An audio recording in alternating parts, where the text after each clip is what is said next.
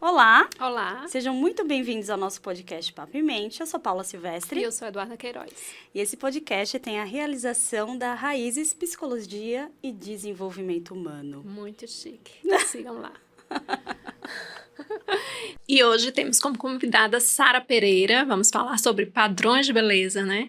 Depois aí da polêmica do corpo de Yasmin Brunet, né? E quem falou do corpo dela? Seja muito bem-vinda, Sara. Obrigada, Sinta-se em meninas. casa, aqui na mesa com a gente. Se apresente. Meu nome é Sara Pereira, sou formada em psicologia, tenho formação em obesidade e emagrecimento e atuo como psicóloga clínica. Pois é. Eu fiquei super interessada, né, quando a gente foi te convidar, porque logo no boom, né, tava acontecendo tudo isso e aí sobre obesidade, emagrecimento e tal, essa relação muito me toca, vocês sabem que esse assunto muito me toca, né? Como que é esse padrão de beleza? Por que a gente fica tão fascinado e tão preso a esse tipo de padrão? Na verdade, o padrão de beleza ela é uma construção, né? Se você observar ao decorrer das décadas, a gente foi passando por diversos padrões de beleza. Se você olhar hoje as esculturas que a gente tem da época da Grécia, as mulheres elas tinham muito mais... Desculpa, me fugiu a palavra. Volume. Para não passar uma palavra. Então, se a gente olhar as esculturas das mulheres da Grécia, elas tinham muito mais volume. Hoje em dia, a gente foi mudando os padrões de beleza ao decorrer das décadas. Hoje, a gente tem um padrão de beleza de corpo magro. Talvez, se vocês são dos anos 90, vocês devem lembrar que a gente tinha um padrão de beleza extremamente esquelético. As supermodelos, épocas de supermodelos, eram super esqueléticas. Hoje, a gente ainda vê uma luta por essa questão dessa modificação de padrão de beleza, mas ainda é um corpo magro. A gente tem essa visão de pessoas que vão ser, que estão na mídia, que são bem-sucedidas, tem que ter um corpo magro. E eu acho interessante, né? Porque você tá falando, né, do modelo esquelético e tal. E hoje, eu vou mudar totalmente, né? Mas é só uma dúvida, assim. Hoje tem tanto o padrão de beleza esquelético, né? Daquela menina magra. E tem também aqueles que estão super valorizando a pessoa obesa, né? Que fala assim, não, porque eu posso ter o tipo... Sem pensar na saúde também, né? Isso é muito complicado, não é? Todos os dois extremos estão errados, né? Assim, não é legal, porque essa magreza excessiva, né? A gente vê muitas mulheres aí com transtornos, né? Para ficar magra demais, né? E tanto a obesidade que causa muito prejuízo na saúde, né? Isso. Isso parte muito de uma questão que a gente... uma estigmação que a gente tem em cima da obesidade. Primeira coisa que a gente precisa entender, obesidade ela é uma doença. A gente precisa nomear. Às vezes algumas pessoas falam que é como se fosse uma guerra contra as pessoas obesas, mas não, a gente precisa nomear a doença. Por que é importante a gente nomear a doença, a obesidade? No momento que a gente entende que é uma doença, que ela é nomeada, ela tem CID, nós conseguimos trabalhar em cima dela, fazer mais estudo científico, ter mais dinheiro para produzir estudos e achar mais formas de remédios, de medicação, de prognóstico, de como tratar mais eficientes. Então, é por isso que é importante a gente começar a tratar a obesidade dessa forma, para a gente poder entender qual o seu percurso, como é que a gente pode intervir previamente, como é que é feito o tratamento. Então, da mesma forma, é a questão daquele corpo mais anoréxico, a questão da prevenção que a gente entra aí, né? Da questão da gente entender, principalmente a questão do comportamento alimentar, que é uma coisa que acaba interferindo muito a sua relação com a comida. Então, a gente entender para onde vai os transtornos e a doença é o primeiro passo que a gente dá para poder fazer estudos científicos mais robustos em direção a um acolhimento melhor, a um tratamento que seja cientificamente comprovado e que a gente sabe que vai funcionar para as pessoas. Muito legal, né? E você falando, né, a questão da relação com a comida, né, que assim, o lema de Paula, né, a comida me abraça, eu me sinto gente. assim acolhida. Tem algo por trás disso, né, que ela vai buscar na comida. Com certeza, é uma relação... Essa fala, Paulinha, sua, é uma fala que a gente ouve muito. A gente chega a escutar na clínica pessoas falando que a comida é como se fosse um amigo. Como se fosse alguém que está lá para lhe abraçar, para lhe acolher, que está lá quando você está triste, está com tédio. Essa relação com a comida muitas vezes está ligada a questões afetivas, que a gente fala do famoso comer emocional, né, que as pessoas falam. A questão muitas vezes de lidar com emoções difíceis é muito complicado. Não só emoções difíceis, mas emoções que a gente considera socialmente ruins. Por exemplo, o tédio. Você tá com tédio é uma das coisas que levam as pessoas a se alimentar também de maneira inadequada. Então, se você tem uma construção social de alimentação inadequada, uma construção cultural, por exemplo... Não sei se vocês lembram, não sei se é da época de vocês também, acho que a gente tá na mesma época. Mas, antigamente, nos filmes da minha adolescência, geralmente quando a menina terminava com o mocinho, ela comia um pote de sorvete. Todos os filmes. Então, você vê que a mídia acabou influenciando, e eu até tava pensando esses dias que, antigamente, quando eu terminava um relacionamento, ia comer um pote de sorvete, uma comida mais hiperpalativa, que é o que a gente chama que são com gordura saturada, com açúcar. Então, essa relação que a gente vai aprendendo, nós vamos construindo e vamos usando ela para lidar com algumas emoções, quando nós não temos ferramentas, estratégias necessárias para lidar com essas emoções que não são ruins, eu vou desmistificar essa palavra ruim que a gente coloca, são emoções que fazem parte da vida, o sofrimento, a dor, tudo isso vai fazer parte do viver. Precisamos aprender como lidar, não é? Conhecer, identificar essas emoções e aprender a lidar de uma forma funcional, uma forma mais correta, né? Porque se torna uma forma disfuncional, não é? Esse trocar, enfim, não saber nomear o que você está sentindo, e para se sentir melhor, mais confortável, vamos ali tomar um pote de sorvete, vamos comer uma barra de chocolate. Meu pote de pipoca. É tão interessante isso que a Duda tá falando, que assim, eu tô feliz, eu vou comer, eu tô triste, eu vou comer, né? Qualquer tipo de emoção, assim, é um evento, deu certo, sei lá, fiz uma venda, não sei o quê, vou comemorar, vou comer. Tô triste, aconteceu, briguei com alguém, não sei o quê, vou comer. Hoje eu mereço, o famoso hoje eu mereço. As nossas regras que nós criamos. Né? E tá totalmente ligada a isso, e é emocional, né, Sara? É emocional e também é, como você disse agora, uma regra. A gente cria essas regras, isso é muito importante. Cultural. Seria Cultural. Cultural e também regras dentro da própria família. Certo? Por exemplo, na minha família, eu venho de uma família de classe média, e na minha família se dizia muito assim, come tudo porque tem gente passando fome. Então, a gente criou com essa ideia de que a gente precisa comer tudo que bota no prato. Às vezes, o nosso próprio cérebro já dá aquele sinal de que a gente tá saciado, mas aí a gente tem que comer tudo. E aí, a gente vai modificando o nosso corpo. O nosso corpo já vai dando indicação maior de saciedade. Aí a gente vai comendo mais. Quando a gente vê, a gente tá comendo uma quantidade que não é mais necessária. A gente já não come mais por fome. Se eu perguntar a vocês qual foi a última vez que vocês realmente comeram com fome, que deu aquela vontade de comer um prato de arroz, de feijão, é muito difícil. Geralmente a gente vai comer uma besteira, não dá aquela fome de realmente comer por fome. É vontade de comer, né? Vontade de comer. Fome, é vontade de comer. E a questão também da resposta da comida dá no cérebro, né? De relacionar o nosso sistema de recompensa. Principalmente a comida hiperpalativa, que eu já coloquei aqui, que é a questão de comida super saturada. De açúcar. Açúcar também é uma questão que a gente come um doce, um hambúrguer, uma panqueca, um pastel, ela vai dar muito mais saciedade pra gente. Aliás, desculpa, não vai dar saciedade. Ela vai dar muito mais prazer pra gente do que a gente sentar e comer um brócolis, de comer um alface. Quem é que come alface? Gente, que vai ser graça. Sinto muito. Aí, Estevam, quer dar uma alface pra gente, Estevam? Não dá. Pois é muito mais difícil, mas isso é a questão do que a gente aprende. Porque se você vem desde criança aprendendo, se você desde criança tem uma alimentação mais controlada, uma alimentação incluindo mais alimentos mais naturais, você não vai ficar triste e vai procurar comer um sorvete, não. Você pode ficar triste, como eu vi um caso de um colega da minha sobrinha, que comia cenoura, comia alface. Pois é, seria favorito, diferente. Gente. Mas é porque a criação dela foi assim. Ai, que legal. Agora, o pior é quando você se torna mãe com essa cabeça que não pode estragar comida. Aí a mãe é que tem um problema aí sério, porque quando o menino deixa a comida, vou jogar fora e vem comer. Isso é uma problemática gigante. Eu também venho observado. Eu observei até na minha família isso, que a mãe termina e vai comer. A gente tem que parar de criar essas regras. A gente tem que entender. Se você está no processo, você está com sobrepeso, está no processo de obesidade, a primeira coisa que você tem que fazer é quebrar essas regras.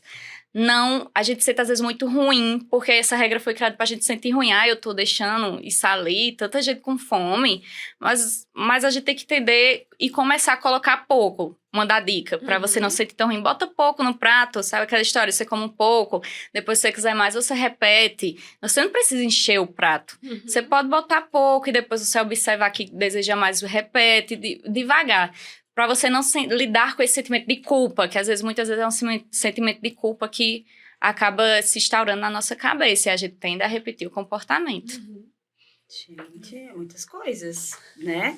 Agora, como a gente estava falando dos padrões de beleza, né? Que você veio falando da Grécia e tal, que veio modificando esses padrões ao longo do tempo. Com essa modificação, ela também afeta não só a nossa visão, né? No espelho e tudo mais, mas eu acho que afeta até do colega, né? Porque, por exemplo, você vê que a tua amiga tá comendo demais e tal, você tá tão preocupada que aquilo, ou você te dá raiva porque ela come e não engorda, ou você começa a falar, não come não faça isso não, e tudo mais. A gente vai virando uma pessoa chata ou patológica? O que você acha?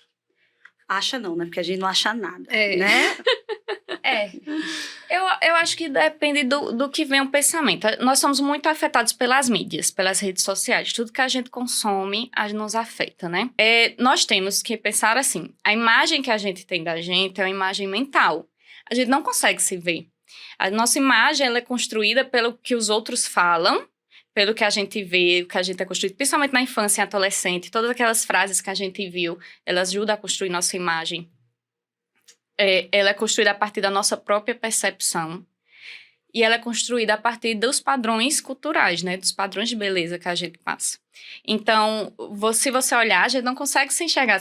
A gente consegue colocar esse copo aqui, a gente consegue virar e enxergar todo esse copo. Qualquer objeto a gente consegue, mas a gente não. A visão que a gente tem da gente é através de um espelho ou é através de uma fotografia. Então, a nossa imagem corporal, a gente é formada a partir disso. Certo? E aí, o que acontece? Às vezes, nós temos uma imagem distorcida. A nossa imagem ou vai ser menos distorcida ou mais distorcida. Se eu pedir agora você fechar os olhos e imaginar, você vai imaginar seu corpo de uma maneira, certo? E quando a gente tá falando de imagem mais distorcida, a gente já parte para a parte de um transtorno. Mas voltando para a sua pergunta inicial que você fez. A questão de por que muitas vezes eu olho com outro. Muitas vezes porque você foi culturalmente exposta dessa maneira, você acredita nisso. Você acredita que as pessoas têm que estar bela, que aí você acaba muitas vezes colocando para o outro a sua visão que você tem, a sua concepção. A questão muito do perfeccionismo, que a gente sempre coloca quando a gente vai estudar o perfeccionismo clínico, que geralmente é um traço que às vezes aparece em pessoas que têm sobrepeso ou obesidade, a pessoa às vezes quer determinar ao outro coisas que são suas. Quer que o outro, porque você acha que aquilo é certo, você quer que o outro faça igual você. Só que aí é um trabalho de desconstrução que você precisa ser feito, muitas vezes em terapia, de você entender que o outro não está aqui para ser aquilo que você determinou, entendeu? O outro existe na sua maneira, na sua subjetividade. Isso em tudo, né? Em tudo na vida, a gente tem essa mania, não sei se é do ser humano, enfim, de a gente ter a nossa referência como a verdade, como a correta, né? E o outro, quando foge daquilo que a gente pensa como certo, como correto, como verdade, ele tá errado, né? Então precisa mudar, tá errado ali. Imagina o conflito de... Bom, né? Cada um pensando de um jeito. Cada um pensando de um jeito. E agora, né, pleno século XXI, com esse boom da internet, né, como você falou, que realmente é complicado, as pessoas começam a se comparar, e isso vira um problema sério, tanto de ansiedade, né, de depressão, porque eu tô me projetando ou me comparando, mas a minha vida não é assim. E a vida de quem que é assim? É 1% da população que consegue ter esse corpo maravilhoso ou ter grana para fazer todos esses tratamentos, né, estéticos e plásticos, parará, mas você acaba se perdendo também, né? Isso. Na verdade, a vida de ninguém é assim, como a gente vê na rede social, né? A vida de ninguém é assim. É aí que entra a importância da gente trabalhar o amor próprio. Porque muitas vezes tem muito a ver com a questão, falando de uma maneira leiga, do que a gente chama de autoestima. de você estar tanto se comparando com o outro que você começa a mudar a sua percepção sobre si mesmo. Hoje eu estava vendo um artigo coincidentemente, que ele trazia as questões das redes sociais, o que é que ela influencia na nossa percepção sobre si mesmo. E nós ficamos muito inconformados com nós mesmos quando estamos sujeitos. Quanto mais tempo a gente passa na rede social, mais inconformada a gente fica, mais a gente não se acha suficiente, mais a gente vai se colocando para baixo. Então, isso... Não existe uma pessoa que seja perfeita. As pessoas vão ter seus problemas. Hoje você pode estar bem, hoje você pode estar mal, às vezes você acorda e está se sentindo maravilhoso, às vezes você está ruim. Mas o problema é quando você se sente ruim o tempo todo, quando você se sente mal, quando você se sente feio o tempo todo. É aí que entra a problemática, quando isso traz um sofrimento para você. Então você precisa muitas vezes aprender a aceitar algumas questões da vida e também aprender a mudar aquilo que você não está bem, mas principalmente aceitar os seus sentimentos. Sabe aquela história, a gente voltando, que a gente às vezes cria um sentimento ruim em contexto que às vezes nem existe. Às vezes a gente acha que o outro, fui pra uma academia e a outra pessoa fica falando de mim. A outra pessoa às vezes tá pensando na conta que tem que pagar, mas a gente cria esse contexto. E quando a gente cria esse contexto e a gente não trabalha isso, a gente vai se colocando para baixo. Então é importante o primeiro passo, você entender que essa vida perfeita ela não existe no Instagram. Tem uma pessoa que tem trabalhado muito, que é a Paula Oliveira, que é um perfil que eu tô seguindo e tô apaixonada, que ela tá trazendo justamente isso. É importante você se amar, porque você olha a Paula Oliveira e tem muita gente lá que desceu sarrapo, né? Que falou muito bem, desculpa o palavreado, né? Mas que criticou ela. Você abre lá a foto que ela postou sambando na época do carnaval, muita gente falando que ela tava gorda, que ela tava triste, que não tava falando mal do samba dela, e ela disse, se você for parar pra olhar o que todo mundo vai olhar, o que todo mundo vai falar sobre você, você vai passar uma vida de tristeza, porque vai ter gente que vai lhe criticar e vai ter gente que vai subir. Então, se rodeie de pessoas que vão fazer de você, que vão aumentar a sua autoestima. Se rodeie de pessoas que acreditam em você, que vê seu potencial. Isso é essencial, a questão de você ter um grupo de apoio mesmo, de pessoas que confiam. E quem fala mal, a gente dá aquela excluidinha, exatamente. Porque falar mal... Vão falar, né? De qualquer forma. Pois é. Mas por que falar mal também, né? Por que o outro se incomoda tanto com a vida, né? Por que as pessoas se incomodam tanto com a vida do outro? Você não tem nada a ver com a vida do outro, não é do outro. Isso. Né? E por que você vai lá meter? Por exemplo, a Paola. Ela não tá lá sambando, ela não tá... O que ela vai influenciar na tua vida? E você vai lá criticar porque você acha que ela tá gorda, isso e aquilo.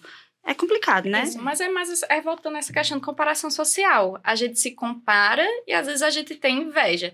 A inveja, ela não é um sentimento ruim, mas ela pode ser ruim. A inveja a gente pode ter, porque às vezes acontece assim, a gente vê uma pessoa e se compara e pensa, essa pessoa tá diferente de mim. Pode existir o sentimento, mas ele é ruim a partir do momento que você vive disso. Uhum. Você olha uma pessoa e você começa a falar mal dela, você, em vez de sentir, você começa a pronunciar, a falar mal, você vive se comparando a outra pessoa. Então, essa comparação social, muitas vezes, faz a gente se colocar no lugar da gente sentir que não tá tão bem. A gente acha que a gente não vai conseguir, que o outro tá melhor do que a gente. Então, isso, às vezes, existem pessoas que acabam não filtrando, não ficando pra si, não lidando com esse sentimento e acaba jogando nas redes sociais. E a rede social é um espaço que as pessoas parecem que sentem que tem essa liberdade, né? Sem lei, né? Isso, as pessoas acham, né? Que essa cara, né? Quando isso. se mostra a cara, é muito fácil falar. E muitas vezes eu acho que está relacionado com a própria pessoa que está falando. Então, é uma insatisfação da própria pessoa, né? Porque a boca fala que o coração está cheio. Então, você está cheio ali de crítica, de murmuração, de achar defeito. O seu olhar só vê defeito, só vê problema, o problema é você. Isso, e às vezes tem a questão social também, né? Porque se você, como aquele filme A Onda, se você tá num grupo de pessoas que falam mal, você fica mais suscetível a fazer aqueles comportamentos que naturalmente você não fazia. Se a gente pensar, por exemplo, um grupo de futebol, pessoas de torcida de futebol, um estudo até de uma amiga nossa, Gisélia, de psicologia, ela mostrou isso. As pessoas, que normalmente são pessoas calmas, quando elas estão dentro daquele grupo, ela acaba agindo de uma maneira que elas não agiriam normalmente. Uhum. Então, só o fato de você ver que você se sente pertencente daquele grupo e ver outras pessoas fazendo, às vezes você faz, é uma coisa que normalmente... Efeito manada. Isso, né? o famoso... Isso, efeito manada. Então, existe também essa questão. Às vezes, não é só porque a pessoa é ruim ou porque a pessoa tá com coisa ruim. Não, às vezes é só o efeito que a rede social causa e que lhe dá como se fosse essa permissão para você fazer algo que você naturalmente não faria, olhando na cara da pessoa. Essa questão, né, de comparação, autoestima, se projetar na vida do outro e tal. Tem um padrão, assim, por exemplo, mais mulheres do que homens, assim, são mais vulneráveis a isso ou não? É mais ou menos igual? Tem pesquisa sobre isso? Tem como a gente, sei lá, dimensionar isso? Essa questão de padrões de beleza, ela acaba sendo influência. Ela também é influência para o sexo masculino, mas muito mais para o sexo feminino. Até pela própria construção que a gente veio de uma sociedade totalmente que o homem, ele tinha esse... Desculpa, qual é a palavra? Me fugiu agora. Eu tô tentando não fazer uma fala polêmica. Né? Porque eu ia dizer... Deixa eu achar um... Sim, vamos lá. A gente veio de uma construção social em que as mulheres, elas foram colocadas muito mais sobre padrões. As mulheres teriam que ser mais submissas a um padrão de beleza. Então, a gente vê lá supermodelos, tudo é sempre as mulheres. Inclusive, tem uma fala do BBB acho que há 2 anos atrás, que é o de Juliette, que ele disse que Marcela disse que deve encapsular a autoestima do homem e botar para vender, né? Porque justamente pelos padrões de beleza que a gente vê. Não só os padrões de beleza, mas também os padrões sociais que a gente tem para a mulher. Que hoje em dia a gente está quebrando aos poucos, mas se você olhar ao seu redor, geralmente existe determinados padrões que são impostos a gente. A gente sempre tem que estar bonita, sempre tem que estar usando salto, sempre tem que estar maquiada, com o cabelo arrumado. E aí, quando vem alguém que quebra esse padrão, a gente muitas vezes a sociedade já começa a falar, né? Dessas pessoas, às vezes até fala da sexualidade da pessoa, porque a pessoa resolveu colocar um tênis. Então, existe toda essa questão que foi construída. As mulheres, ela acaba sendo mais afetada mesmo pela questão de que a própria mídia, ela bota mais esse papel dentro da mulher. O homem botou uma blusa, ele tá arrumado, né? Isso. A mulher não, tem toda uma construção na questão da feminilidade. Eita, feminilidade. Isso, tem toda uma feminilidade que ela tem que passar para poder ela ser, de certa forma, aceita. Então, quebrar isso é muito difícil, né? Porque você tá lutando contra toda uma estrutura. Mas, pro homem, você acha que é difícil para ele também? Com certeza. O próprio machismo que ele é construído socialmente. Já tem vários estudos mostrando que ele é muitas vezes mais danoso ao homem do que para a mulher. Até a questão de sentimento. Talvez vocês venham de uma época como eu, que o homem não podia chorar. Que falava, você não pode chorar, você tem que ser homem. E até, inclusive, foi reproduzida essa mesma fala, a gente vê sendo reproduzida, às vezes, como se fosse uma coisa espontânea. Porque já está socialmente... Impregnado, né? Exatamente. Então, a gente acaba reproduzindo falas desse tipo. E aí, o homem, ele vem naquele, eu tenho que ser o dono da casa, eu tenho que prover minha família, eu tenho que estar de certa forma para poder ser homem. E aí, quando ocorre de não estar, às vezes um homem mais sensível, por exemplo, ele acaba tendo que lidar com as emoções de outra forma. Uma das questões, a comida, muitas vezes, sendo uma forma que ele lida com a emoção, porque ele não pode chorar, não pode ter raiva, vou fazer o quê? Vou comer. Exatamente. A questão da regulação emocional dele, eles vai se regular por comida, por outros vícios, a questão do álcool, da erva. Todas essas coisas acabam sendo uma forma de se regular emocionalmente. Interessante, você falou, né, dos outros vícios, né? E você falou a comida, pode ser a compulsão alimentar, pode ser o álcool, drogas, o sexo também entra?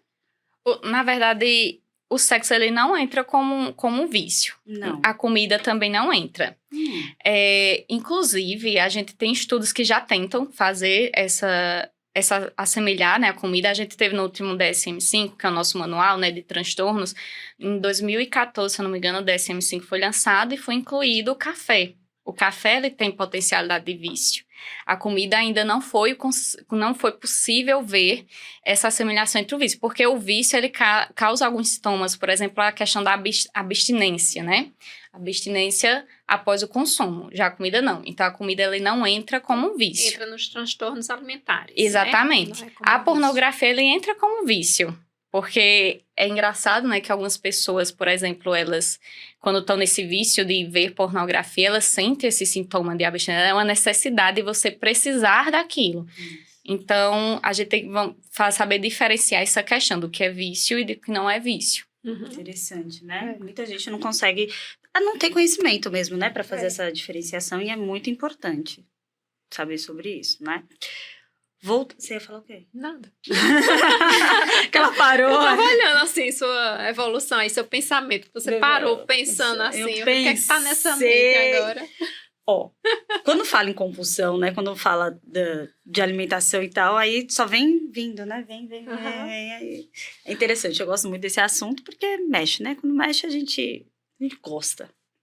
Mas quando a gente fala a gente falou, né, de padrões de beleza e tal, a obesidade, quando você fala, né, que é uma doença, precisa de tratamento e tal, socialmente, ela já é tratada, as pessoas já entendem que é uma doença, ou ainda não, ele come porque é sem vergonha, ah lá, não, come porque não sabe se controlar, porque é guloso, sei lá, avacalhado, né, quer comer mesmo. Como é que hoje ainda culturalmente tem isso ou não? As pessoas já estão entendendo que é uma doença, precisa de tratamento, enfim. Eu acho aí uma percepção minha que ainda existe muito que a gente trabalhar. Exatamente porque essa sua fala que você botou, quando a gente não trata a obesidade como uma doença, a gente geralmente vê muito essa fala que é falta de força de vontade, preguiça. E muitas vezes não é. Porque se a gente trata a comida, essa alimentação como algo que vai além da fome, algo que vem cultural, algo que vai muito com a questão de emocional, às vezes a questão do controle de impulso. Então, não é só a questão, seria muito fácil se fosse só a questão de fazer uma dieta, que a gente já sabe. Hoje, se perguntar a qualquer pessoa como é que faz para emagrecer, a pessoa faz só fazer dieta e exercício. Mas a gente já sabe, a questão é como fazer. Então, popularmente, a gente ainda tem esses preconceitos que existem. Teve um último filme agora que foi lançado, A Baleia, né, alguns anos atrás, e você pode ver que a baleia, que o personagem principal, ele é retratado muito dentro de estereótipos. Ele é retratado, às vezes, quando ele tá comendo, dá aquele nojo da gente de olhar ele comendo, caindo por cima de si, a questão de higiene, do outro, quando o cara que entrega pizza, que vê ele, tem aquele susto e sai correndo. Então, ali já mostra várias maneiras que a gente enxerga essa pessoa, exatamente por ainda ter essa visão social, que a obesidade é muitas vezes falta de força de vontade. Então, é importante ainda fazer essa desconstrução. E aí, cabe a gente, que é da área de saúde, falar mais, expressar mais, tentar fazer com que as pessoas entendam que é uma doença e que ela precisa ser tratada. A questão da cirurgia bariátrica, inclusive, é uma das coisas que a gente vê muita gente falando, que acha que as pessoas fazem cirurgia bariátrica por questão de beleza. Eu vejo muita fala disso, de pessoas que passaram e disseram, não sei se eu faço porque não é só beleza. Não é só beleza. Se você está com MC acima de 40, você é uma pessoa que corre risco de ter outras doenças. Então, é uma questão de saúde, muito mais saúde do que um padrão de beleza. Então, tudo isso é um processo de desconstrução que já está acontecendo. A gente hoje tem muito mais voz, mas que eu acho que ainda caminha aos poucos. Mas, em algum momento, a gente vai chegando lá aos poucos, né? Ô, Sara, sobre a importância do acompanhamento psicológico depois de uma bariátrica.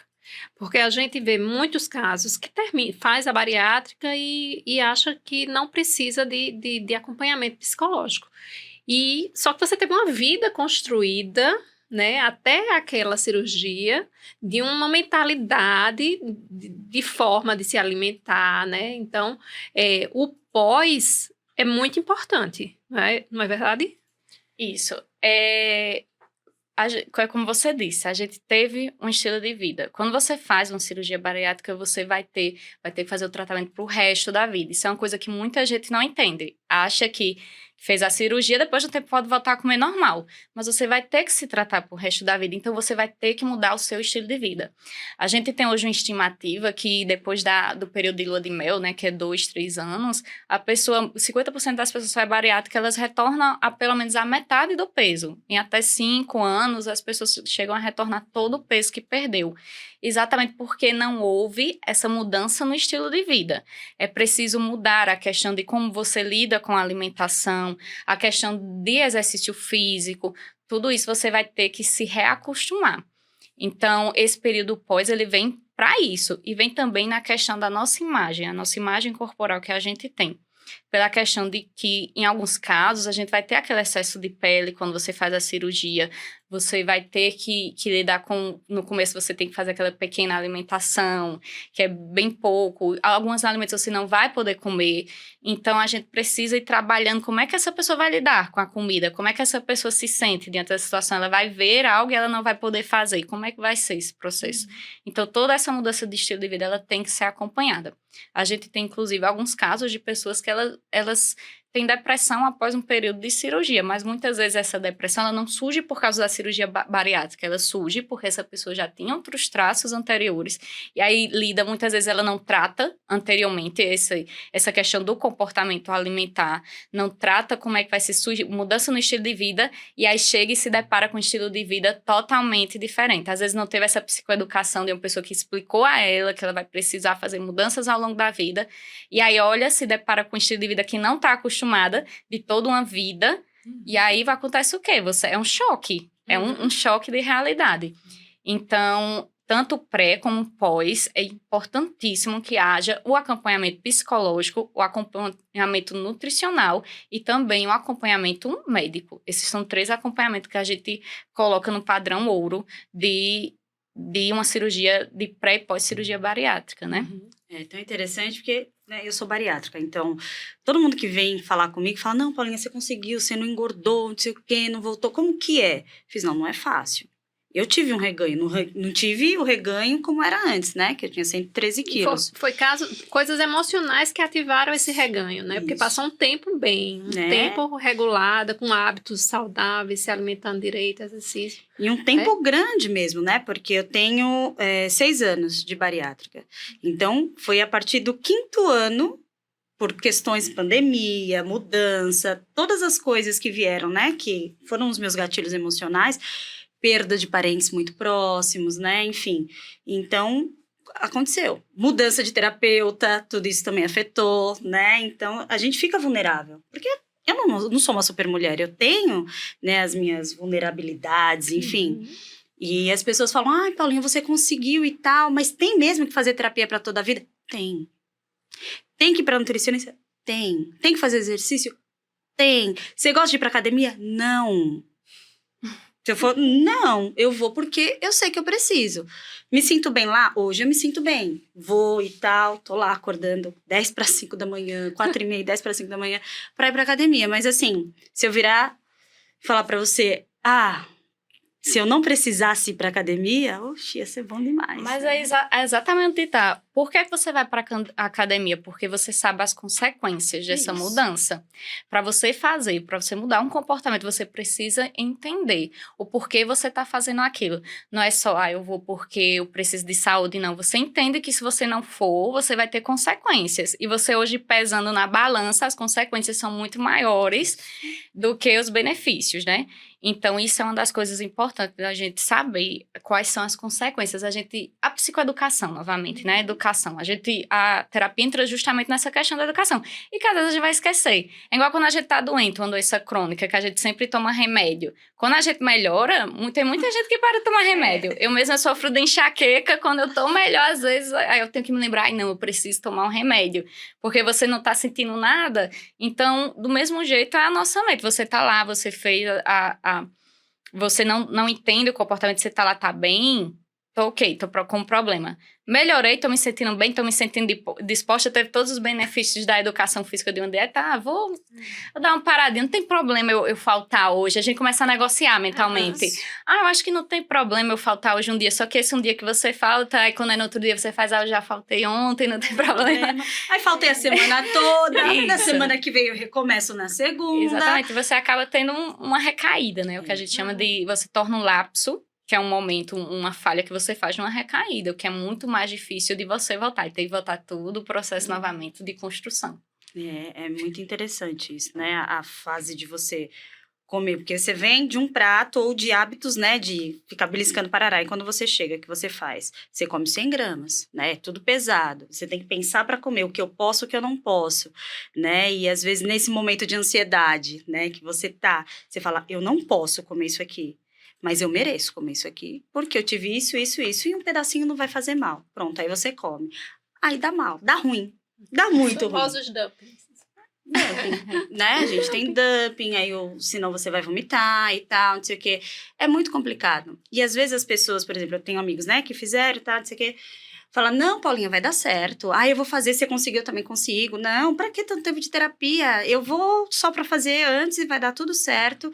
Você é muito certinha, você quer fazer a dieta tudo certinha. Por que que eu não posso tomar, sei lá, pra quem gosta, né, de cerveja, quando eu faço refrigerante? Gente, faz 6 anos que eu não tomo refrigerante. Não tomo, não dá. Tem coisas que não são nem negociáveis, não dá. E aí, quando você começa, né, acabou de fazer a cirurgia, tá lá, 1 mês, 2 meses, 6 meses de cirurgia, e você começa a abrir para essas coisas, você não vai ter sucesso. Uhum. E a cabeça, como fica, né? Por exemplo, você que é acostumada a comer alimentos saturados, como você falou, né? Com muita gordura, com muito açúcar. Aí você fica... sabe que não pode comer, sabe se comer tem dumping, quer comer e eu vou ficar triste. Tô triste aqui porque eu não posso comer aquilo. Então, a cabeça, eu acho que mexe muito com a cabeça. Isso. E se você não cria comportamentos para poder suprir essa necessidade, você vai acabar comendo. Você vai acabar passando mal novamente. Você vai repetir, porque você não vai aprender porque você passou mal, porque você não mudou aquilo que estava na sua cabeça. Então, a importância da gente criar um hábito, construir um hábito para destruir outro hábito, modificar, né, tomar o lugar de outro hábito, ela é importante. Principalmente no pré-operatório. Tem gente que às vezes também deixa para fazer uma avaliação bariátrica, faz avaliação psicológica para a bariátrica, não faz um acompanhamento prévio, e aí quando muda também vem todo aquele peso novamente de fazer tudo que poderia ter feito antes, ter iniciado antes. E, infelizmente, nós acabamos encontrando profissionais que não estão preparados para essa área, profissionais que às vezes até jogam a culpa. Quando a pessoa chega lá, depois de fazer uma bariátrica, olha para você e faz, você não tentou, você ganhou tudo de novo, já olha com aquela arrogância para você já tá se sentindo culpado, uma pessoa olha para vocês e ainda te faz sentir mais culpado. Então tem essa questão de que a gente também tem que ter um olhar muito humanizado para as pessoas, entender que as pessoas não são aquilo só que ela mostra, mas toda uma profundidade, principalmente a gente que trabalha nessa área. E uma avaliação, a importância dessa avaliação, né, psicológica antes de uma bariátrica. Porque não é todo mundo que está apto a fazer a cirurgia e nem está apto a fazer naquele momento, né? Então, precisa ser uma avaliação, uma coisa... Você precisa ter muita responsabilidade, né? O profissional, o psicólogo, precisa ter uma responsabilidade muito grande, né? Para fazer essa avaliação, para liberar para uma cirurgia bariátrica, né? E tem que ter os compromissos também, né? Um compromisso, né, paciente e terapeuta. Isso, exatamente, porque você vai fazer todo esse acompanhamento, né? Geralmente a gente faz o acompanhamento da pessoa. No momento que a pessoa sai da cirurgia, dependendo do caso, você vai lá, quando a gente não trabalha no meio online, a gente vai lá, a gente faz a visita, vê como é que a pessoa está. Então, precisa ter esse compromisso em conjunto, como você disse, e a questão também de entendermos que algumas vezes você não é o momento de você fazer a cirurgia. Às vezes a gente deixa algumas coisas passar. Alguns profissionais deixam, tá com traço de, vamos supor, uma depressão aqui, mas não tem problema, faz depois, cuida. Só que às vezes você precisa iniciar previamente esse tratamento para depois você fazer a cirurgia, para que você tenha um pós-cirúrgico calmo, tranquilo, que muitas vezes isso não ocorre. A questão do apoio social, ela é importantíssimo. Você ter uma pessoa da família, uma pessoa perto nesse pós, você ter um grupo de pessoas que vão olhar para você e vão ter o cuidado. Porque imagina você terminar de fazer uma cirurgia, a pessoa vai lá e faz um churrasco no final de semana na sua casa. É peso, viu? Exatamente, mas acontece. Acontece! E, tipo, você tá lá sem poder comer nada. Então, a gente tem que ter esse apoio social e familiar também. Isso é uma das ferramentas essenciais antes de uma cirurgia bariátrica. Quando a gente faz a avaliação das coisas que a gente precisa avaliar, essa pessoa tem alguém que possa cuidar dela, qual é o olhar que está sobre ela. Às vezes até fazemos a psicoeducação com a própria família, da família entender, olha, essa pessoa vai passar um tempo sem conseguir comer, ela vai precisar que vocês tenham esse cuidado com ela, porque ela vai passar por conflitos emocionais durante esse período. Então, a gente faz muitas vezes a psicoeducação com a própria família, com as pessoas que estão ali perto, para que elas consigam ser um apoio para a pessoa que está passando pelo processo. Muito importante. Muito importante, né? Quando a gente fala, a gente está falando de bariátrica, né? Uma coisa bem específica. Mas quando a gente fala de uma pessoa que precisa ter uma dieta balanceada por outros problemas, por exemplo, a diabetes, né? Outros problemas de saúde, assim. Cai nessa mesma coisa, né? Que precisa ter o controle, precisa ter um acompanhamento, tanto psicológico quanto nutricional. Isso, e você precisa também cair na questão, você precisa de um grupo de apoio muito mais forte do que tudo nesse momento. Porque você tem uma doença crônica, uma diabetes, uma obesidade, ela é uma doença crônica, você vai ter que lidar com isso. Às vezes a gente encontra no próprio seio familiar, nas pessoas que estão próximas, a falta de apoio. Às vezes você vai sair com um amigo, e o amigo faz, por que você não come isso? Você tá fazendo dieta? Porque como só um pedacinho? Só um pedacinho. Só hoje? Né, minha amiga? Exatamente. Então aí entra a questão... entra a questão de ser também... Você ser muito assertivo. Você ter um grupo de apoio, você ser assertivo em saber dizer, não, eu não quero. Não posso. Olha, eu não gostaria que você me oferecesse por isso, isso e isso, porque isso está me fazendo mal. Você expor sua emoção, também é importante. E você ter pessoas que você, antes mesmo de sair, você expõe, ó. Eu tô fazendo dieta por isso, isso, isso, isso. Se você puder me ajudar, evitar, porque às vezes é bom você ter um apoio ali, que já dá uma camuflada, né? Tá ali, vê alguém que pediu um copo, já muda de assunto para tirar o foco da pessoa. Então, ter esse apoio também é muito importante. É assim, um ponto essencial. Não tem na família, não tem perto de amigo, procura. A gente tem muito grupo de apoio hoje. Se você procurar, até nas redes sociais, no Instagram, tem muito profissional que oferece grupos de apoio, que são pessoas que se apoiam, que se auxiliam. Isso é fundamental. Trabalhar as emoções nesse período de fazer dieta e exercício é uma coisa fundamental. Vamos trabalhar as emoções, gente. Pois é, pra tudo. Pra tudo. Pra tudo. Infelizmente, a gente vai ter que finalizar. Já tá caminhando pro final, não é? Mas um papo muito bom. Pra gente finalizar, não existe receitinha de bolo, né? Cada pessoa é única, é subjetiva, mas todos nós precisamos de acompanhamento psicológico. Isso. E uma das coisas que a gente vê muito em estudos das pessoas que conseguiram, caso você seja uma pessoa que está com sobrepeso, com obesidade e quer passar por esse processo, a gente vê alguns padrões, que é a questão de ter um exercício físico, estar fazendo um exercício físico, a questão de estar ter uma alimentação regular, e quando eu falo regular, é a mesma alimentação da semana no final de semana, porque não adianta você fazer dieta a semana inteira e chegar no final de semana e jacar, Tem o comer famoso dia do lixo, né? Isso. Inclusive, nas dietas, os próprios nutricionistas colocam uma pequena refeição livre. Aí tem gente que torna essa pequena refeição livre no dia inteiro, né? Então, você ter um café da manhã regular, porque o café da manhã, a primeira refeição, é a mais importante da gente ter. Ela ajuda na nossa memória, na nossa atenção, a questão do sono também. Você precisa regular o sono. Pessoas que não regulam o sono, inclusive eu vi até que vocês fizeram um podcast falando sobre sono, são pessoas que não têm mais impulsividade. Então, naturalmente, você vai procurar uma comida hiperpalativa, que é uma comida que vai te dar prazer. Você vai deixar de ir para academia porque é mais confortável estar em casa. Então, regular o sono, fazer exercício, fazer dieta e ter um café da manhã regular são coisas, assim, fundamentais. Para quem está em busca de diminuir o peso, né? E de saúde mental também, né? Isso Saúde aí é base mental. para Base qualquer pra problema mental. Questão de longevidade, né? Sara, excelente, foi muito bom.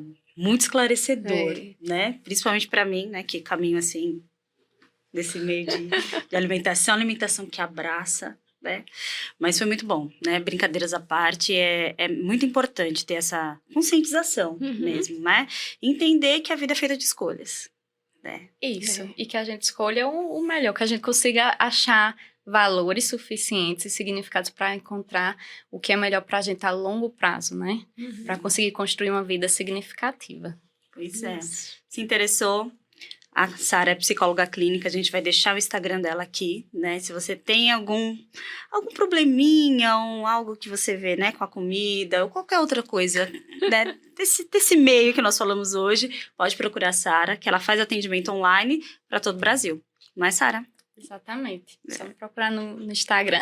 É isso aí. Obrigada, Sara. De nada, meninas. Foi um prazer. Obrigada pelo convite. Aqui. Foi ótimo. Então, se você gostou do papo de hoje, pensou, lembrou de alguém, né, que se interessa ou que pode interessar, o que, que a gente faz, Dudu? Compartilha, né? Vamos lá compartilhar. Ativa o sininho, Ativa o sininho, dá um joinha. curte, compartilha. Nos sigam nas redes sociais, vai lá, Spotify, no Deezer, no Instagram e no YouTube. Tá certo? Críticas, dúvidas ou sugestões, só manda pra gente. Porque a gente é diferente. Mas o papo é em mente. É isso aí. Tchau, tchau. Tchau, tchau.